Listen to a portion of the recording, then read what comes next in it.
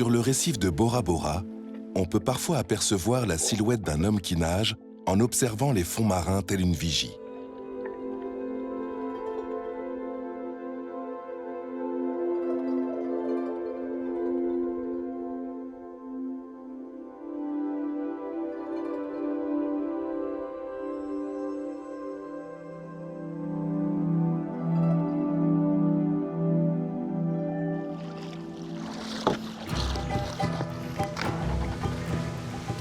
Ce n'est pas un simple pêcheur.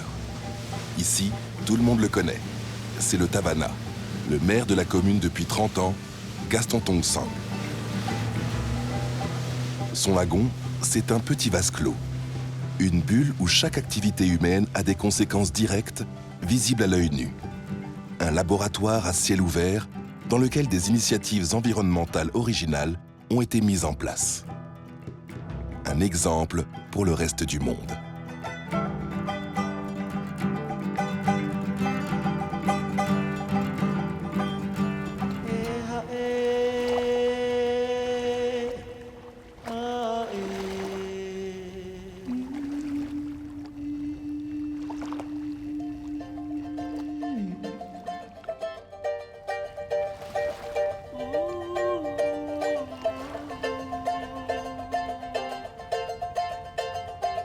Bora Bora, c'est la perle du Pacifique. Situé à 250 km au nord de Tahiti, c'est un atoll de petite taille. 40 km² que surplombe l'emblématique mont Otemanu, qui culmine à 727 mètres au-dessus d'un lagon unique au monde.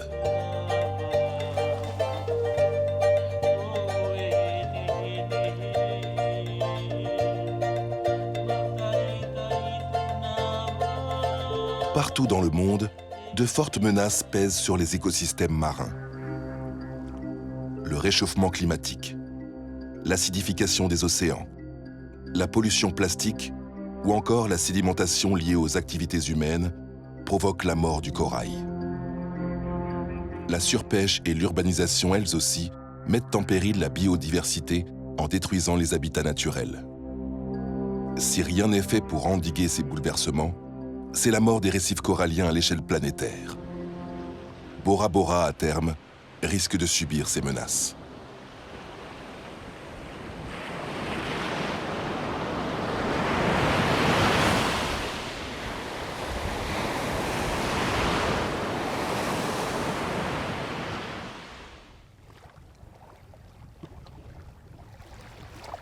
Dans la culture polynésienne, le mana, une tradition ancestrale, associe la nature et les hommes à des forces vitales. Le mana impose un respect mystique de l'environnement. Regarde cet arbre. Il n'est pas centenaire, mais il est magnifique.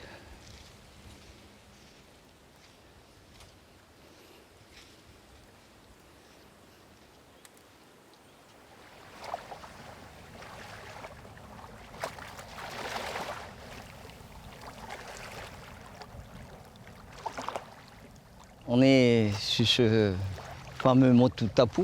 Tapu pour nous, c'est-à-dire sacré, à ne pas toucher.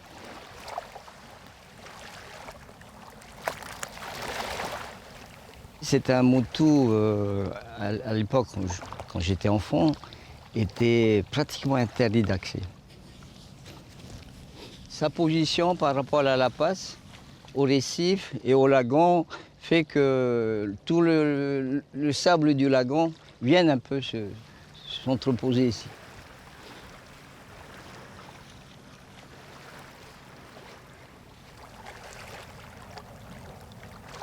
Ce lagon est le miroir de la Terre.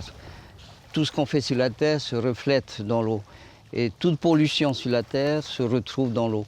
Et finalement, ce lagon est tellement sensible, tellement fragile.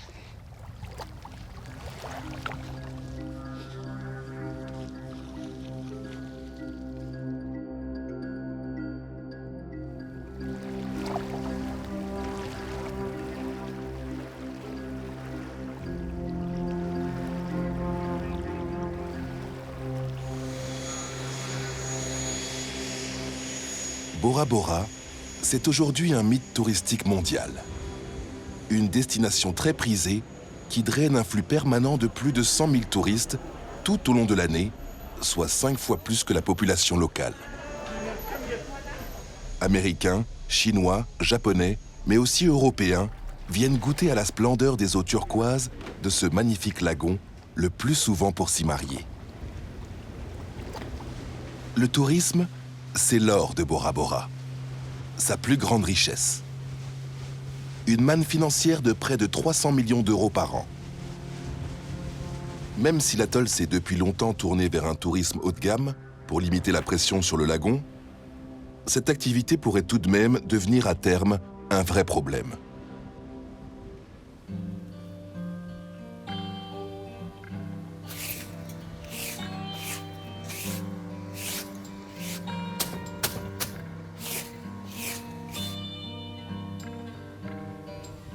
Ça, c'est des tueurs de carangue, de barracuda. Quand le poisson monte en haut, t'as pas eu besoin de descendre maintenant en bas, tu as juste à prendre la canne et tu pêches par en haut. Il y a des saisons, ça mord bien dedans. Il y a des saisons, non. Tu es obligé d'aller au large. Voilà. Touréré s'inquiète de l'avenir de son lagon. Son mode de vie est menacé.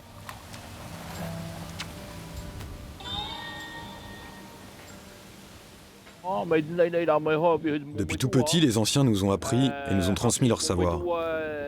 Mais tout a changé aujourd'hui. La migration des poissons a changé, notre façon de vivre aussi a changé. Pourquoi? À cause du développement, l'arrivée des grands hôtels, les prestataires nautiques et aussi les jet-skis. Les poissons ne viennent plus là où il y a peu d'eau. Ils sont descendus dans les profondeurs. Aujourd'hui, la nature aussi a changé. L'époque a changé. Ce n'est plus comme avant. Avant, la nature nous indiquait le bon moment pour aller pêcher avec la floraison de tel ou tel arbre. On savait exactement quel type de poisson serait abondant. Aujourd'hui, tout a changé. L'époque a changé. Ce n'est plus comme avant. Les indicateurs naturels ont disparu.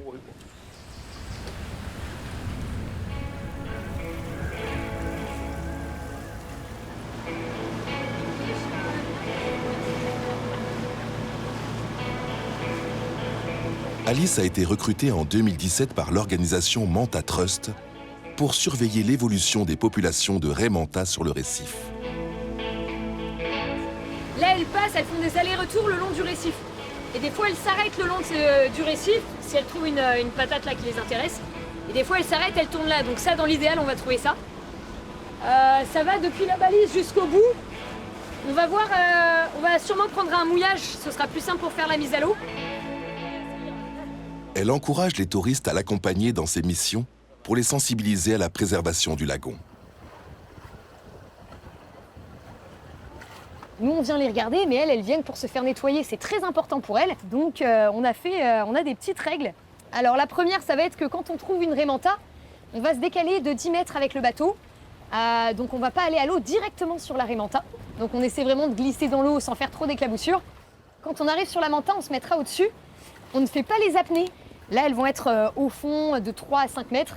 Donc là, on va rester statique à les regarder là. On a recensé, grâce à ce programme, environ 600 raies manta sur toute la Polynésie. Et en ce moment, à Bora Bora, on en a recensé 145. Donc il y en a quand même beaucoup, parce que les raies manta sont en danger d'extinction partout dans le monde, pour beaucoup de menaces. La pêche accidentelle, il y a aussi un trafic des branchies en Asie. D'ailleurs, les raies manta, c'est un indicateur de si les récifs sont en bonne santé, parce qu'elles viennent pour se faire nettoyer par des petits poissons. Si le récif était en mauvaise santé, on n'aurait pas ces poissons-là. Du coup, ces endroits où les raies manta viennent, on les appelle des stations de nettoyage. Donc là, c'est ce qu'on va aller voir aujourd'hui. À Bora Bora, il y a 3 stations de nettoyage. Ouais.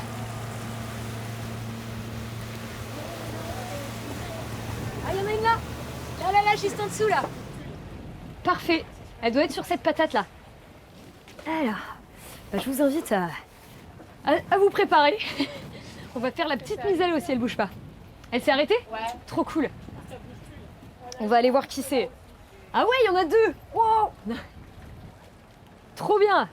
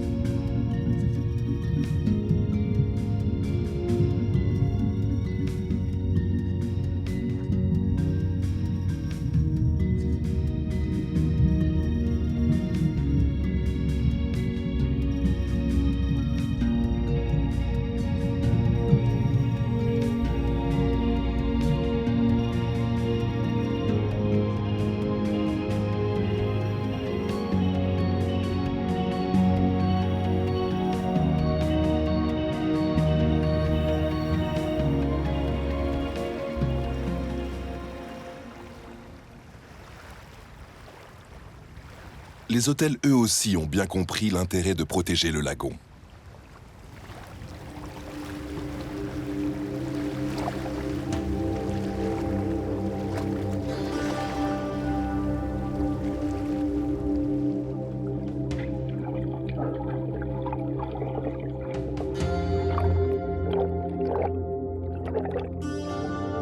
Lucille et Jérôme sont des jardiniers sous-marins. Ils ont pour mission de favoriser l'essor du corail près des hôtels. Une manière de combiner écologie pratique et tourisme. Le corail, c'est la base de tout l'écosystème marin. Sans lui, il n'y a pas de lagon, pas de poissons, pas de vie.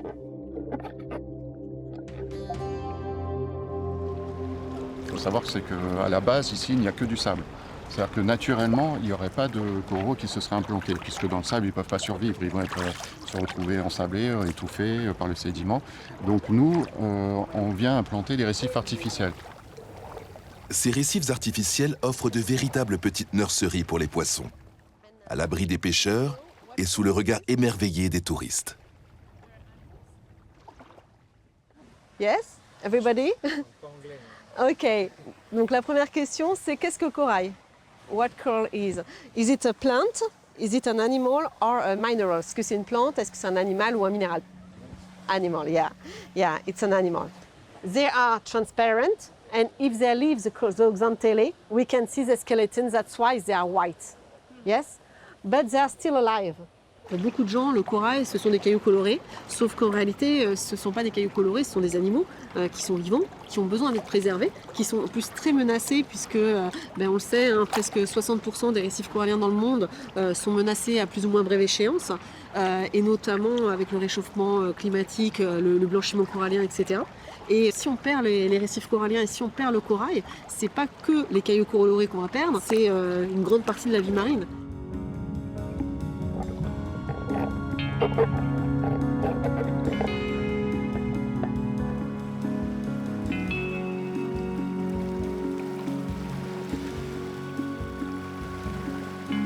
À Bora Bora comme ailleurs, le corail est menacé par le réchauffement climatique, mais aussi par la surpêche des oursins et des concombres de mer qui sont les nettoyeurs naturels du lagon. Lucille et Jérôme doivent aider le corail à se reproduire plus facilement.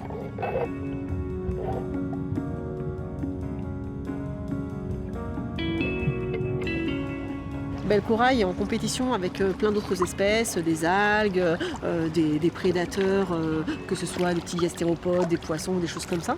Et en fait, notre travail, c'est dans cette compétition entre espèces, d'essayer de favoriser le corail pour qu'il se développe le plus possible. Il y a plein de techniques pour créer des récifs. En fait, le corail a besoin d'un substrat pour se développer, un substrat dur. On essaie d'utiliser du substrat naturel. Par exemple des morceaux de roches qui se sont détachés, par exemple à cause des vagues ou des choses comme ça, qui vont venir s'échouer. Et donc on va pouvoir réutiliser ces roches coralliennes, les remettre dans l'eau et après refixer du corail dessus.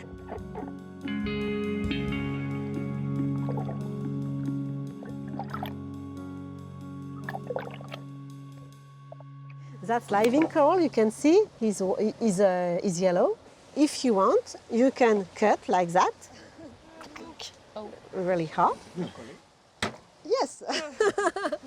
Pour la reproduction du corail, on se fonde sur la faculté qu'a le corail de se reproduire en se divisant et en bourgeonnant. C'est ce qui nous permet de faire du bouturage de corail, c'est-à-dire qu'à partir du moment où on coupe une petite branche de corail et qu'on la détache de sa colonie initiale, cette petite branche va pouvoir continuer de vivre à partir du moment où elle est dans de bonnes conditions. Like that, and like that. Okay. And you put your coral here. Okay, you can put another one if you want.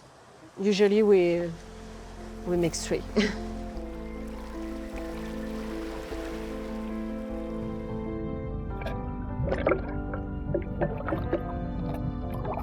Pour aider les coraux à fabriquer leur squelette calcaire, Lucille et Jérôme utilisent une innovation technologique de pointe développée aux États-Unis, baptisée BioRock. Cette technique s'appuie sur la stimulation électrique basse tension.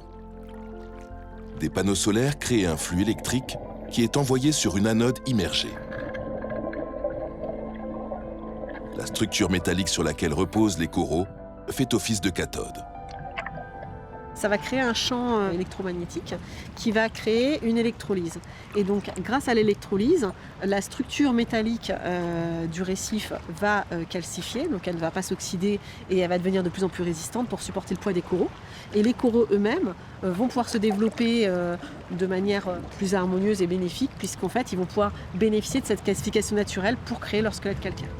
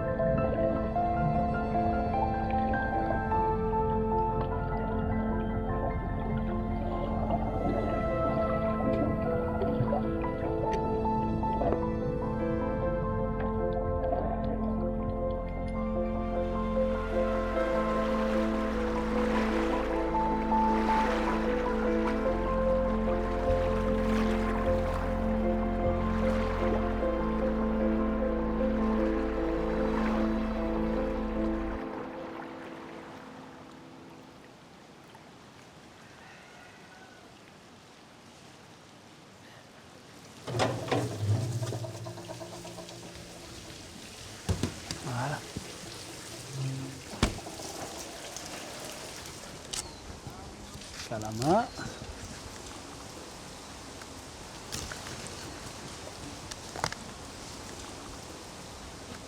Voilà à peu près à quoi ressemble en fait le repas des tortues. Annalei Gold est soigneur au Bora Turtle Center, un centre de protection des tortues marines qui jouxte un hôtel de luxe voisin. Voilà. C'était son dernier calama. Formé à Hawaï, il s'est engagé pour la protection des grandes tortues vertes, une espèce menacée par le braconnage en Polynésie. Les tortues vertes, elles sont là. La plupart, elles ont été, retrouvées dans un filet de pêche, par exemple le Hope. Donc sur Tahiti, le vétérinaire là-bas a dû l'amputer pour éviter que l'infection se propage. Au début, elle avait vraiment du nage à nager dans le bassin. Mais maintenant, tout va bien pour elle. Elle nage très bien. Sam, c'est une tortue qui a été retrouvée sur la terre, une femme perlière. Et vous voyez qu'elle flotte d'un côté. C'est une poche d'air à l'intérieur. Le plus gros problème qu'il y a en Polynésie, déjà, il y a la pollution. Un plastique qui flotte, pour elle, c'est une méduse. Donc, elle va manger le plastique. Et le plastique, ce qu'il va faire, c'est rester bloqué à l'intérieur, donc elle ne pourra pas digérer.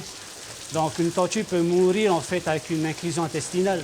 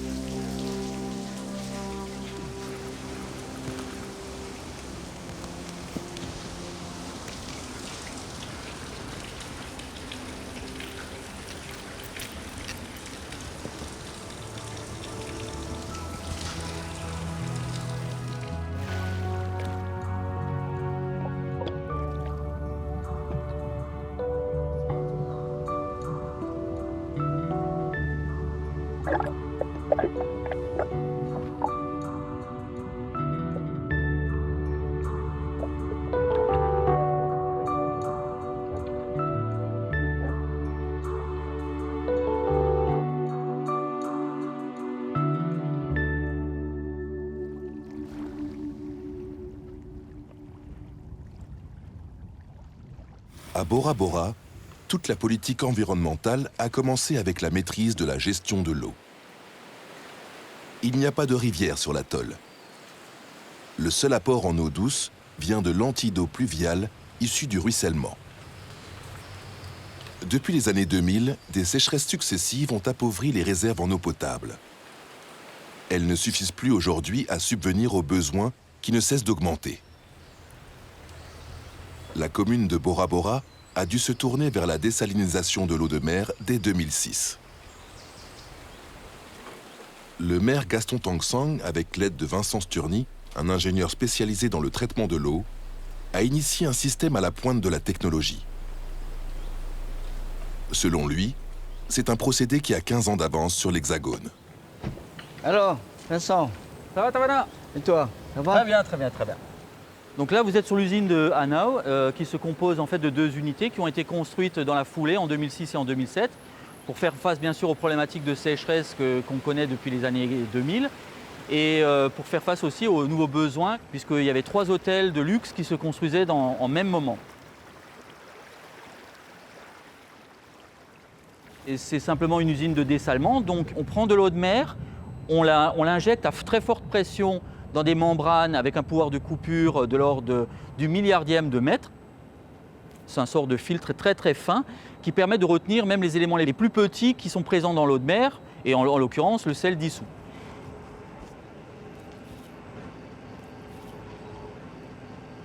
Et donc l'eau de mer circule au travers de ces filtres, et grâce à la pression, il y a juste l'eau douce qui arrive à passer jusque dans le canal central.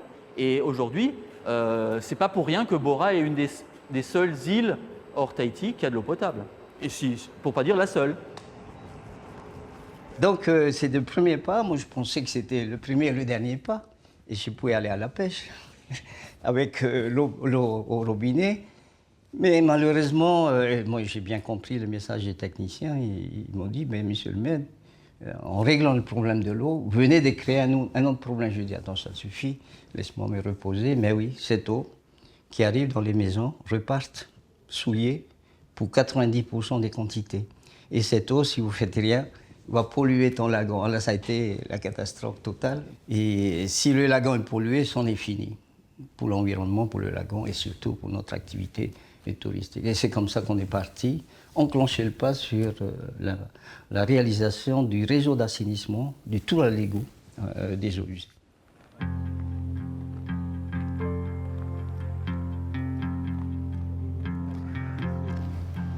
Ici, nous sommes sur la station d'épuration de Pauvaille.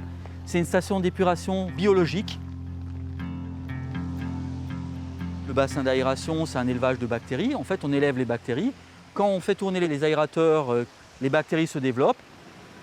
Quand ils ont de l'oxygène, ils vont se multiplier. Et dans quelques heures, on va les arrêter. Ils seront trop nombreux et pas assez d'oxygène. On élimine comme ça les nitrates. C'est biologique.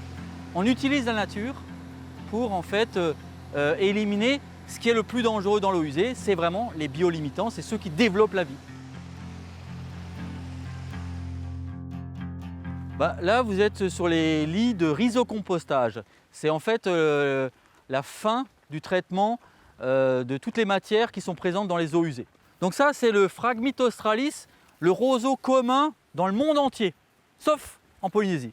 On l'a fait importer spécialement pour mettre en place ce traitement. À l'époque, quand on a planté ces roseaux, c'était la 3e plus grande station d'épuration de France avec ce type de traitement. Et donc, la filtration naturelle faite par la plante va permettre de récupérer la partie liquide et de la renvoyer en tête de station pour la retraiter. Cette eau, on peut rejeter directement dans le lagon, c'est l'eau de baignade. C'est déjà conforme aux eaux de baignade dans la station. Entre les projets qui ont déjà vu le jour ici ces 20 dernières années et les projets qu'on a dans nos cartons, on voudrait en faire le premier lagon connecté au monde. Et tout ça, tout ce travail, tous ces projets font de Bora le vrai laboratoire du futur.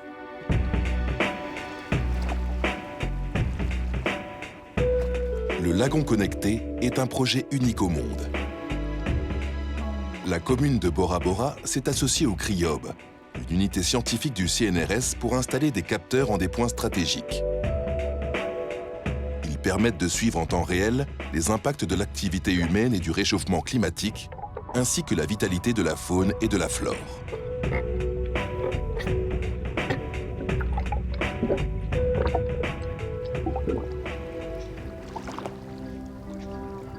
Malgré tous les efforts déjà mis en place, la surpêche et le braconnage entraînent une raréfaction et une diminution de la taille des poissons. Certains individus n'arrivent même pas à maturité et leur reproduction est compromise.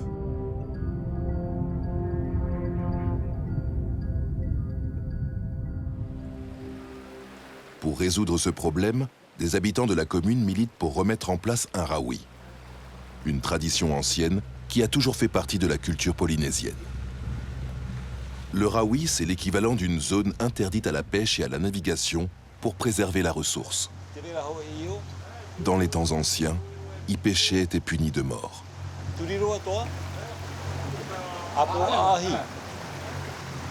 Tamatoa Bambridge est anthropologue. Il est venu de Papeete pour écouter les récits et légendes de l'île afin de comprendre comment organiser au mieux un rawi.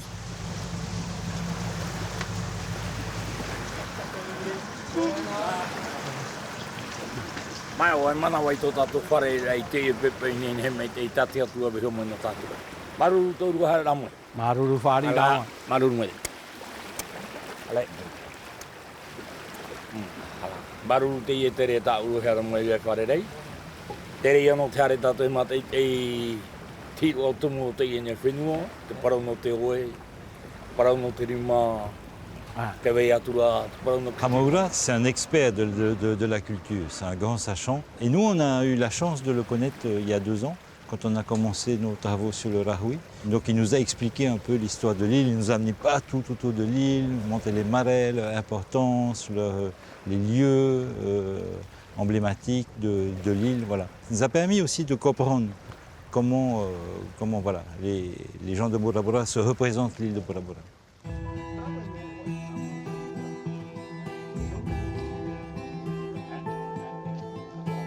Ahamura est un taoua, le garant de la tradition orale. Il transmet les légendes anciennes de génération en génération.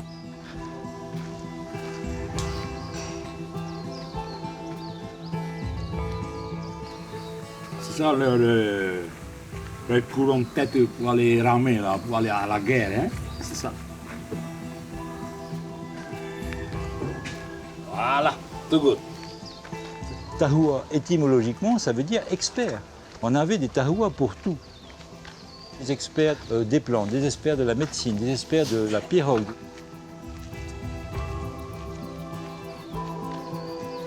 Je pense qu'on a beaucoup à apprendre de toutes les cultures anciennes. On les a un peu vite évacuées dans l'histoire de l'humanité avec cette foi dans le progrès scientifique et autres.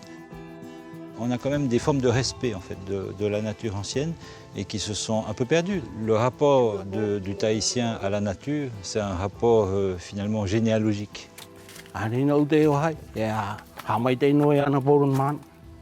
Souvent, on passe à côté. Quand on ne les interroge pas ou quand on ne les fréquente pas, en fait, on passe à côté d'une richesse qui est énorme.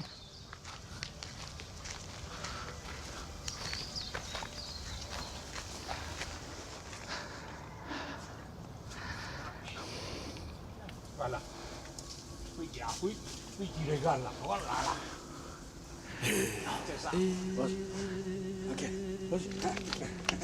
C'est ça. C'est ça la vraie cloche. Le Hiro, hein, c'est ça. Cette cloche-là qu'on a fait ici, c'est Hiro. Le sorcier de Bora Bora, hein, c'est ça. Hiro est une des figures tutélaires les plus importantes de la tradition polynésienne. Selon la légende, Hiro façonna une cloche dans la roche volcanique.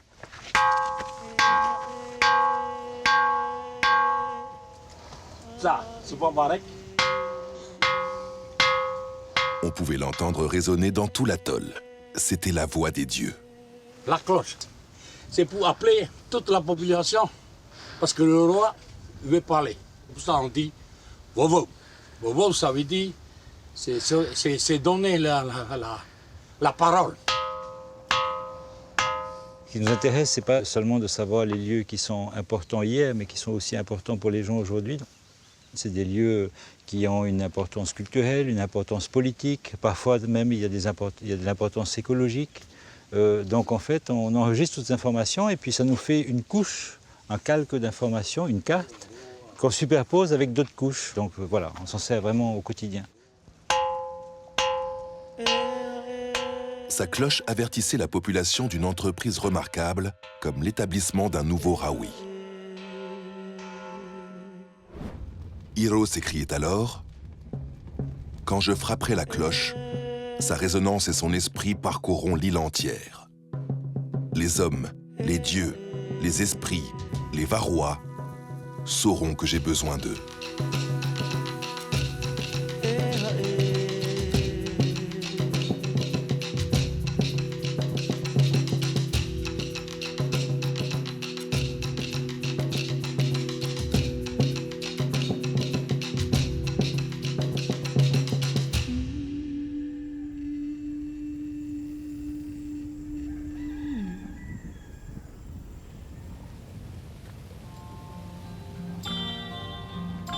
Touréré a connu dans sa jeunesse le dernier Raoui. Son témoignage est essentiel pour comprendre comment mettre en place un Raoui de nos jours et le faire accepter par la population.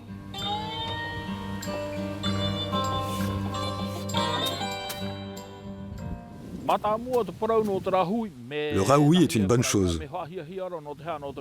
C'est le moyen que les anciens utilisaient pour protéger les poissons, pour qu'ils puissent se reproduire, et aussi pour qu'il y ait toujours autant de poissons à pêcher. Je ne vous cache pas qu'aujourd'hui, certaines espèces sont devenues rares ou ont disparu. Pourquoi? Parce que le Raoui n'est plus appliqué. Avant, le Raoui était en place pour 1 ou 2 ans, mais aujourd'hui, on ne le fait plus. On ne pêchait pas n'importe comment. Il y avait des règles. Tu ne pouvais pas non plus trop pêcher. Tu pêchais pour nourrir ta famille. Aujourd'hui, on pêche pour gagner de l'argent qui servira à acheter des boîtes de sardines ou du corned beef. Vous y comprenez quelque chose, vous? Pour moi, c'est un problème lié à notre environnement et à la nature. Pour moi, il n'y a qu'une seule façon de réparer tout ça. Il faut respecter la nature, respecter la mer et le lagon.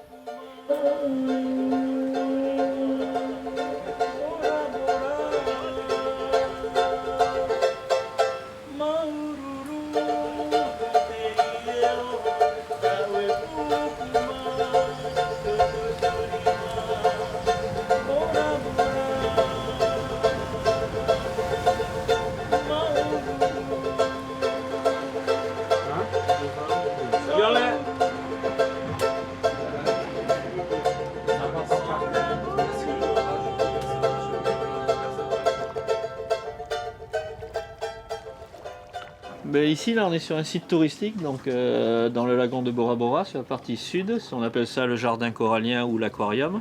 Donc ça a été un site qui a été détérioré naturellement, hein, c'est-à-dire il n'y a quasiment que des coraux morts.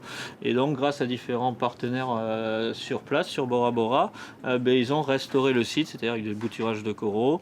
Donc c'est-à-dire que malgré la construction des hôtels, toutes ces activités touristiques, globalement, bien évidemment, des endroits où c'est dégradé, des endroits où c'est mieux restauré, mais le lagon de Bora est toujours en aussi bonne santé.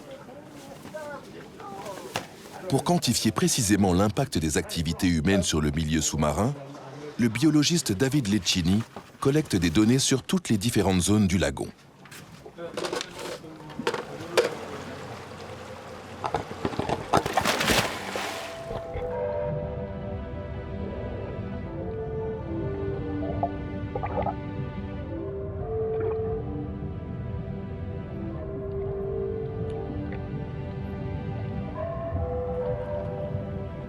Mettre en place un Raoui, c'est aussi permettre au poisson de devenir mature sexuellement et de se reproduire. Parce que certes, si le poisson grandit, mais qu'il ne peut pas se reproduire et qu'il est pêché avant, mais finalement, certes, il y a plus de poissons, mais ils ne se reproduisent pas. Et donc, nous, c'est le suivi finalement de ces écosites, de ces sites touristiques, pour voir l'évolution de la densité des poissons. La densité, c'est le nombre d'espèces de poissons qu'il y a pour 100 mètres carrés. Pour ça, on va tendre une corde de 50 mètres et ensuite, je vais compter les poissons 2 mètres de part et d'autre de cette corde. Il faut des données chiffrées pour pouvoir dire après aux prestataires, aux politiques, aux gestionnaires, mais voilà, vous aviez tant de poissons en 2019, il y en a tant en 2020, tant de poissons en 2021, leur taille augmente, leur taille diminue. Et comme ça, si on veut mettre en place un Raoui, on a cette notion de la biodiversité du lagon de Bora. Et on peut dire c'est là qu'il faudrait mettre un Raoui, ou à cet endroit, par contre, il n'y a pas d'intérêt parce que vous n'avez que des coraux morts, absolument aucun poisson.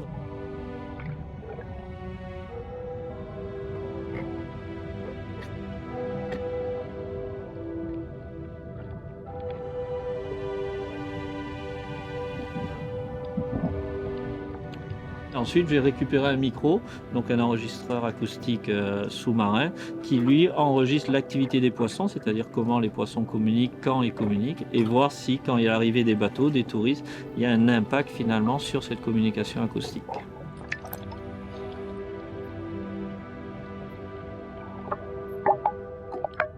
Il faut savoir que les poissons ont besoin de communiquer pour survivre, le mâle pour attirer la femelle, pour prévenir d'un danger. Et s'il y a un bateau qui passe, s'il y a beaucoup de bruit dans le lagon, les poissons vont plus s'entendre. C'est-à-dire que nous, s'il y a un avion qui passe là, on va pouvoir augmenter notre voix. Alors que les poissons, eux, le peuvent quasiment pas. Et donc, à cause de l'activité humaine, on va empêcher finalement le cycle de la vie de pouvoir se faire. Donc, cette communication est vraiment vitale dans les récifs coralliens.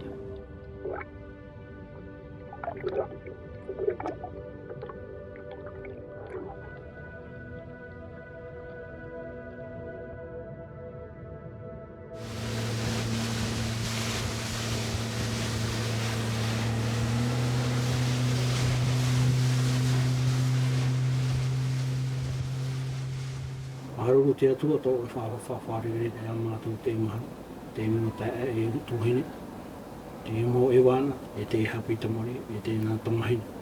A marutu nei mātou iau e te atua te whātaira me te nā te atua. Te mo mai te atua, tā tarahu nui i beso mai nā mātou. Te atua koi te mātou e te mo me atua, ki aue. Te ne hea atu nei a mātou iau e whaituitu mai au. E nini me rau e te pāre o tupu i a mātou. Ia wai hau no tā mātou tau rāwha.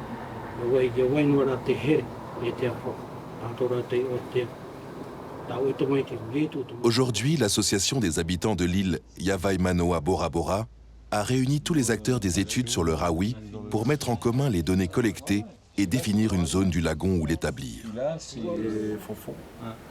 Donc, il disait, si on ferme là, ben, ça va les faire pousser plus loin pour aller pêcher. Donc, c'est bien de garder ouvert ici.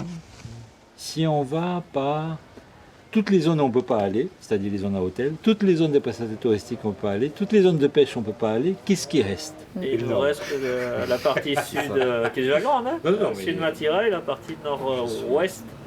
Donc là, moi je me disais plutôt un Rahui à ce niveau-là, parce que ce qui est un des problèmes sur Bora, c'est le platier récifal, où il n'y a plus d'oursins, donc il y a les algues qui se décrochent et qui après vont dans les hôtels ou chez les particuliers. Et là, il y a très peu de poissons, perroquets, tous les pêcherets, tout ça. À peine ils te voient, ils vont plus vite que ça ne vole, toi. Tellement ils ont peur de la pêche. Donc bloquer cette zone-là, côté lagon, et à ce moment-là, bloquer ici, cette zone-là, pente externe, et un petit peu côté platier. En disant, comme ça, on fait une grande zone, en excluant tout ce qui est bateau, jet ski, comme ça évite aussi au bruit d'impacter les poissons qui sont dans cette zone. Il disait qu'il voyait souvent les... Théani est professeure de SVT au collège de Bora. C'est elle qui dirige cette association de bénévoles qui a pour mission de superviser toutes les initiatives environnementales de l'île. On aimerait qu'il y ait un développement harmonieux, équilibré, et que l'attrait touristique ne prenne pas le dessus sur l'aspect nourricier. Donc c'est bien notre mission, c'est-à-dire pour un développement durable, on doit prendre en compte le social, l'économie et l'environnement. Le plus facile, ça va être la mise en place. Le plus difficile, c'est ce qui va vous incomber, c'est la gestion. L'expérience qu'on en a, c'est que tous ceux qu'on a fait et qui fonctionnent, c'est tout interdit. Là, la pêche serait aussi interdite sur le platier alors? Ouais. Pas l'océan, on touche pas. Mais je pense qu'il faudrait continuer les enquêtes à ce niveau-là.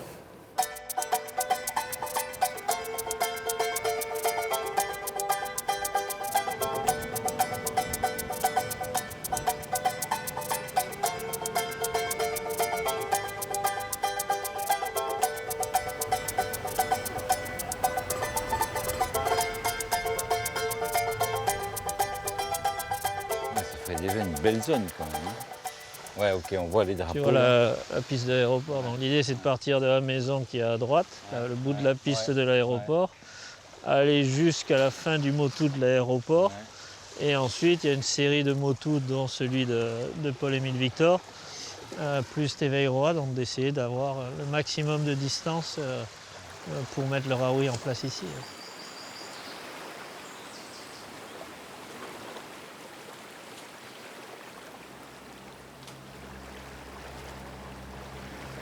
Donc ici, on est sur un des motus sur la partie nord-ouest de l'île. En arrière-plan, vous avez l'aéroport. Et donc l'idéal, et la discussion qu'on va avoir maintenant avec la population et les politiques, ça serait de mettre un Rahui finalement de l'aéroport finalement jusqu'à la passe, ou au moins en incluant le maximum de motus et surtout des habitats qu'il y a entre ces motus. Pour mettre en place un Rahoui, il faut qu'il y ait une diversification d'habitats, c'est-à-dire un maximum d'habitats différents, c'est-à-dire de paysages différents, c'est-à-dire les Alpes, des plaines, si on compare un peu à la France. Donc là, c'est un peu la même chose, on va essayer d'avoir cette multitude d'habitats possibles, parce que plus il y a d'habitats, plus il y aura de maisons potentielles pour plusieurs espèces de poissons, que ce soit aussi bien des poissons commerciaux que des petits poissons qui viendraient se protéger au bord finalement de cette plage. Pour que ça fonctionne, c'est le principe de l'économie d'énergie. Il faut dépenser le moins d'énergie. Du coup, être dans une zone où il y a peu d'activité, être dans une zone qui est finalement pas si habitée que ça aide en fait à ce que le Rahoui soit efficace. Bon, maintenant, il faut quand même demander ce que la population en pense, surtout les habitants des Motu, et puis comment ils voient la gestion de ce Rahoui à l'avenir. À la fois son périmètre, à la fois les règles qui vont s'appliquer et à la fois les conditions d'ouverture et de fermeture de la zone. Sans les pêcheurs, il n'y a pas de Rahoui. C'est impossible. C'est impossible parce qu'on ne va pas mettre un garde derrière chaque corail, on ne va pas mettre, etc. Il faut que ça soit géré par eux et pour leur bénéfice aussi à eux. Parce que sinon, on ne va jamais y arriver. En plus, ceux qui connaissent le mieux les sites, donc même pour dessiner les sites et autres, c'est mieux d'avoir leur aide que de s'en passer. On est pessimiste, le changement climatique est à l'œuvre. Maintenant, je dirais que c'est une course contre la montre, parce que l'ensemble du monde va être soumis à cette fréquence des changements climatiques. On l'a vu l'année dernière. Une grande partie des poissons sont morts par manque d'oxygène. Donc ces crises vont se répéter. Simplement, on essaye de construire une gestion qui permette de résister comme on peut à ce genre de crise. Mais après, comme dit Tamatoa, s'il y a un changement climatique global, une élévation de température, tous les efforts qu'on aura mis en place ne sont pas nuls, mais seront au moins atténués par les mesures locales. C'est-à-dire qu'on aura un effet moindre, mais quand même important, sur le lagon de Bora Bora. Mais essayons au moins de réduire cet impact à notre échelle. Après, il faut une prise de conscience mondiale. Voilà.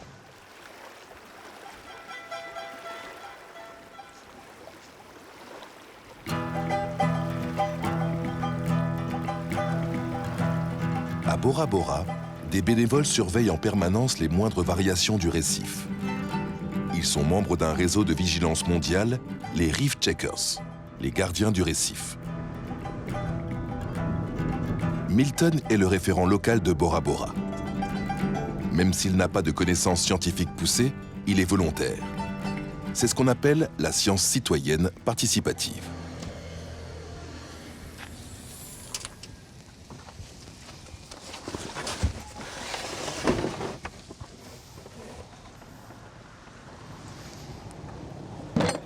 Donc voilà le matos du Reef Checker. Donc ça c'est un petit guide du Reef Checker. À l'intérieur, il y a un guide qui nous permet de faire un petit rappel sur les types de poissons qu'on doit compter, ainsi que les invertébrés et le substrat.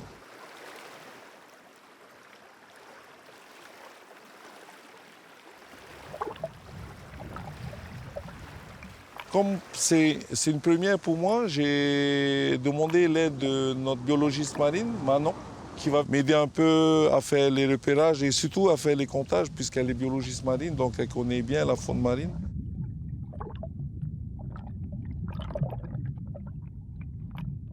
Les mains, c'est aussi le diadéma, mais tu te rappelles qu'il avait les bandes. Ouais. Le comptage, ça permet de voir l'évolution de notre faune marine, de voir aussi les coraux si ça évolue dans le bon sens, c'est-à-dire que ça pousse bien, ou ça évolue dans le mauvais sens avec le réchauffement climatique, s'il y a des blanchiments des coraux. On va être trop bombé.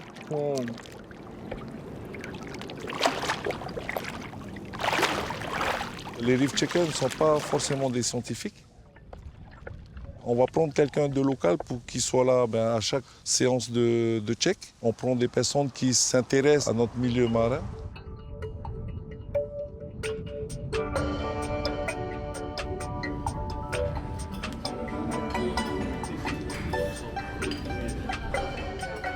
Depuis 3 ans, le Collège de Lille pilote un projet d'aire marine éducative.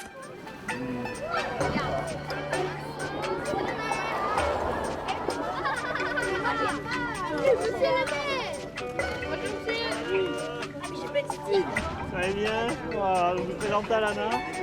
Ça va? Ça va. Une salle de classe les pieds dans l'eau. Une zone marine que les élèves vont apprendre à gérer par eux-mêmes. On va tous marcher derrière le fil. Personne ne touche le fil. On va marcher parallèle à... Poussez-vous un peu plus, s'il vous plaît. Lâchez le fil. Voilà. Ok, on y va doucement. Regardez ce que vous avez devant vous. C'est quoi ça? C'est vivant ou c'est mort? C'est vivant. Comment? C'est mort comme t'as pris. Si c'est mort, il est blanc. Alors quand c'est vert, c'est vivant, ok? Oui, c'est blanc, quand c'est blanc, c'est mort. Quand il est mort, il est blanc, effectivement. Et ça sert à quoi? Quand il est blanc. Voilà, il devient du sable. Hein? Alors c'est ça. Là, tu as les sédiments qui remontent. Hein. Donc là-bas, c'était plutôt la zone vaseuse. Ici, sablo-vaseuse et sableuse là. Vous avez fait l'atelier avec Stéphanie? Oui. Alors comment ça s'appelle ça? Il faut pas oublier, il y a une fiche à remplir, c'est noté sur 20. Hein? On vous a pas dit? Non, on n'est pas venu là. Ah ben, il faudra tout refaire. Dans un premier temps, ils apprennent à différencier les différents substrats. La présence de coraux morts, coraux vivants, ça va leur permettre, lorsqu'ils plongeront, d'identifier, ah, c'est un corail massif, celui-là est mort, on a des algues à ce niveau-là, il y a beaucoup plus de poissons. Ça va leur permettre d'être un peu plus clairvoyants sous l'eau et de voir le monde sous-marin autrement. C'est de mouiller. Oh, regardez. Ah ben, Le corail, il ne faut pas marcher dessus. Imaginez s'il y a un dinosaure qui vous marche dessus, qu'est-ce qui se passe? Là, on meurt. Voilà. Eh ben, voilà. Donc si vous marchez sur le corail c'est pas un caillou, hein, c'est un animal. Si vous leur marchez dessus, ben, ils meurent. Voilà, donc baladez-vous tranquillement et faites attention à vos pieds. Donc essayez de reconnaître coraux massifs, branchus, foliacés, en croûtant. Vous en avez vu ici.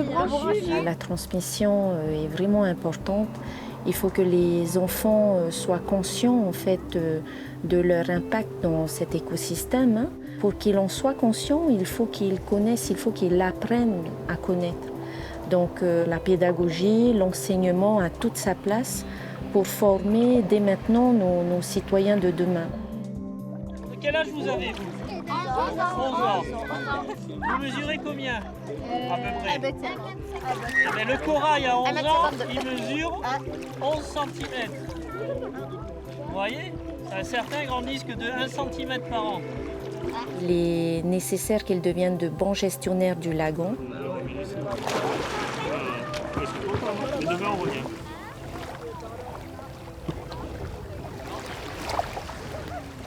Et tu as été jusqu'au tombant. C'est des branchures. C'est des branchures. Quand je dis si un jour on arrive à maîtriser nos sources d'énergie, moins de bruit dans le lagon, moins de bruit sur le terre, moi je pense qu'on vivra mieux à ce moment-là.